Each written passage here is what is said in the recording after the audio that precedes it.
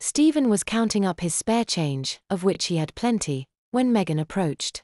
"The next time I buy an ice cream," he proudly declared, "I'm paying entirely in pennies." "That's not nice." "Yeah, well, that's what he gets for running out of chocolate." "Hey Steve," she interrupted. "Am I a bad person?" His mischievous smile evaporated and he looked at her with mild confusion. "No," he answered quietly. "Why not?" He shrugged. "I don't know. I mean, maybe some of the stuff you do is bad. Like when you and Carrie wrecked my snow fort when I was 6.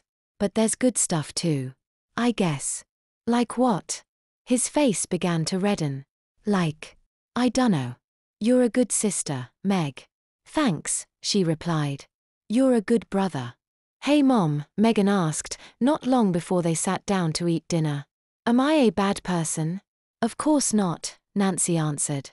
"Where did you get that idea?" Megan shrugged. "I don't know. But you've got to admit, I've been making stuff difficult for you and Dad lately." "You're my daughter," she said. "I love you." "That's not what I asked." "Well then, you have my answer." The more people told her she wasn't, the more Megan became convinced that she was in fact a bad person who had simply been unaware of it for all these years.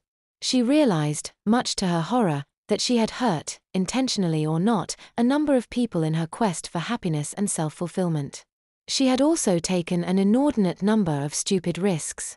Her track record was littered with bad decisions. And the whole time, the world smiled at her and gave her a pat on the back. She was in her room letting the pain and misery of this discovery seep in when Carrie approached her about a diaper change. "Meg," she asked. "What's wrong?" "I'm a bad person," Megan remarked. "Maybe not a horrible one, but a bad one." "I don't believe you. You're actually taking what Deanna said seriously?" "She's crazy." "She's also right." "How can you say that?" "I did take her dignity. I won't tell you how, but I did. I also put Mom and Dad through all kinds of shit this summer. I've taken a lot of time off from work. I encourage you to get involved with things that you probably shouldn't be getting involved with. I'm making a guy I like wait for me out of spite. And no matter what goes right, I'm still never really happy.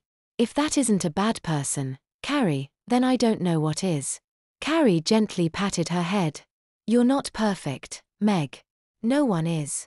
There is a huge difference between being perfect and—" "I used to feel bad about everything I did, too," Carrie remarked. "Used to?" Megan questioned. In her eyes, Carrie had always been something of a self-made martyr. "Until I learned that I'm not, invisible. The world doesn't hate me for what I do and part of it does care. Do you know who taught me that?" Megan shook her head. "You. And Mom. And Dad." She sighed. "I guess I can't argue with myself, now can I?" Carrie giggled. "Nope.